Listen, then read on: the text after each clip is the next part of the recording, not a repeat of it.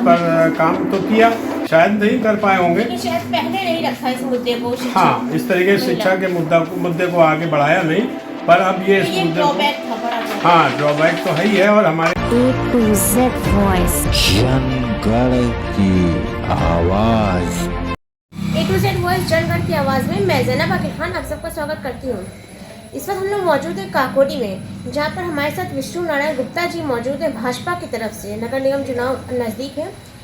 पहला सवाल ये कि किन किन मुद्दों को मद्देनजर रखते हुए आप इस बार चुनाव लड़ रहे हैं? मेरा तो अपना पर्सनल मुद्दा ये है कि मैंने यहाँ एक विशाल मेडिकल स्टोर के नाम से 38 साल सेवा पूरे कस्बे में की है और पूरा एरिया से परिचित हैं। भली भांत सभी लोग हमसे परिचित हैं और हमारी सेवाओं से संतुष्ट हैं। इस बार हमारे लिए हमारे भाई मुस्लिम भाई भी पूरा दिलो जान से, अगर हमारा नाम आता है तो दिलो जान से हमारे साथ लगने के लिए, और भाजपा को हमारे सामने उन्होंने कहा कि हम वीडियो बना के आपको दिखा सकते हैं कि ABM में हमने आपको वोट दिया हुआ है।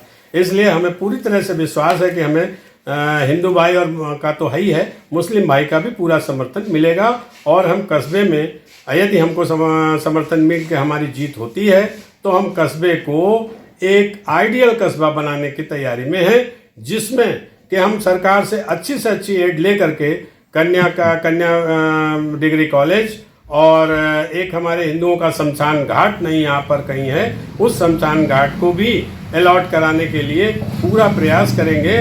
और जो हमारी गरीब कन्याओं की शादियाँ नहीं हो पाती हैं, जो बेचारे गरीब हैं उनकी कन्याओं की शादियां नहीं हो पाती हैं, उनके लिए हम आपस में फंड इकट्ठा करके और सरकार के द्वारा कह करके उनके शादियों की व्यवस्था कराएंगे। गरीब आवाम को बिल्कुल साथ लेकर के चलना चाहते हैं, गरीबों की सेवा करना चाहते हैं। हमारे लिए गरीब सर्वोपरि है, सबसे पहले हम उनकी सेवा करना चाहते हैं कस्बे में।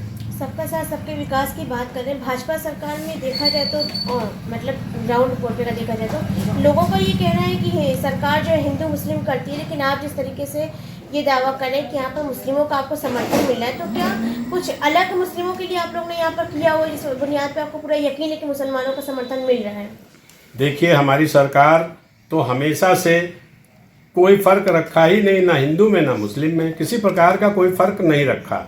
यहाँ पर भी हमारे साथ यही है कि जो हमारा अपना पर्सनल व्यवहार है, भाजपा का तो अपनी नीति है कि वो किसी प्रकार का भेदभाव नहीं रखती है, जातिवाद नहीं रखती है, राजनीति हो भी नहीं सकती अगर लोकतांत्रिक देश है तो। जी बिल्कुल नहीं हो सकती है, भेदभाव रख करके किसी प्रकार की कोई राजनीति नहीं हो सकती है। इसलिए उसी पैटर्न पर जो हमारी सरकार का पैटर्न है, उसी पैटर्न पर हिंदू और मुस्लिम सबको साथ लेकर के ही चलने वाले हैं। और हमें पूर्ण विश्वास है मुस्लिमों के लिए भी और हिंदुओं का तो ही है, लेकिन ये कि किसी प्रकार का कहीं से कोई राजनीति में इसका निमिष मात्र भी ये नहीं होगा कि हम मुस्लिम के साथ कोई भेदभाव कर रहे हैं। अच्छा, और महिला सुरक्षा के लिए आप लोगों ने कुछ सोचा है? भाजपा सरकार में देखा जाए तो लोगों का कहना है कि रेप केसेस बहुत बढ़ते हैं, महिला सुरक्षा के लिए कुछ ऐसा मतलब कोई ऐसा नया एजेंडा या कुछ ऐसा बनाया गया? जी, क्योंकि महिला जो है देश की इज्जत होती है एक तरह से। जी, लेकिन ये देखिए हमारे यहाँ कस्बे में इस समय तो हालांकि पुलिस में इतना पिंक बूथ जो बनाए गए हैं उनमें महिलाओं को लगाया गया है, जो महिलाएं पूरे कस्बे में पेट्रोलिंग करती हैं। अगर किसी प्रकार की इस तरीके से, वैसे तो काकोरी में ऐसा कुछ नहीं हो रहा है, किसी भी प्रकार की कोई सुनवाई नहीं हुई है कि किसी प्रकार का कोई रेप केस या कोई इस तरीके का कोई मामला हुआ हो कस्बे से ताल्लुक। तो यहाँ पर जो पेट्रोलिंग हो रही है उससे महिला सुरक्षा में है और महिलाओं को किसी भी समय निकलने में कोई समस्या नहीं होती है। यदि भविष्य में हमको मौका मिलता है तो हम एक तरह से एक और कमेटी गठित करेंगे जिसके अंदर हमारे लोग होंगे जो अपनी सेवा अपने लड़कों द्वारा अपने प्रचार प्रसार से महिलाओं को जागरूक करेंगे कि अगर आपके साथ ऐसा कुछ होता है तो आप कैसे उनसे सामना करेंगी, उनको अपना और हिम्मत दे करके उनको आगे बढ़ाने का काम किया जाए। अच्छा, आपने एक बात बोले थे कि मतलब एक जो कॉलेज होना चाहिए लड़कियों के लिए वो आप लोग लाएंगे, तो वो अभी तक क्यों नहीं हुआ? अभी तक क्यों नहीं सोचा गया उस पर? और अब जैसे सोचा जाए वो बहुत अच्छी पहल है, जो चीज़ होनी चाहिए, लेकिन अभी तक ये चीज़ ये कॉन्सेप्ट जो है ये पीछे क्यों रह गया कहीं? असल में ऐसा है कि 10 साल हमारे भाजपा की सरकार, इससे पहले भाजपा की सरकार थी तो सुशील चेयरमैन रहे थे 10 साल, दो बार रहे, एक महिला सीट थे, एक बार खुद थे। पर उन्होंने इस पर काम तो किया, शायद नहीं कर पाए होंगे। लेकिन शायद पहले नहीं रखा इस मुद्दे को, शिक्षा हाँ, इस तरीके से शिक्षा के मुद्दे को आगे बढ़ाया नहीं, पर अब ये तो इस ये मुद्दे को, ड्रॉबैक था, बड़ा ड्रॉबैक। हाँ ड्रॉबैक तो है ही है। और हमारे यहाँ शमशान घाट जैसे कहा जा रहा है वो भी एक ड्रॉबैक है। अभी तक किसी ने इस पर विचार नहीं किया, लेकिन इस बार हम चाह रहे हैं कि ये हम अब इस पर पूरा कार्य करेंगे और इसको बनवा के रखेंगे।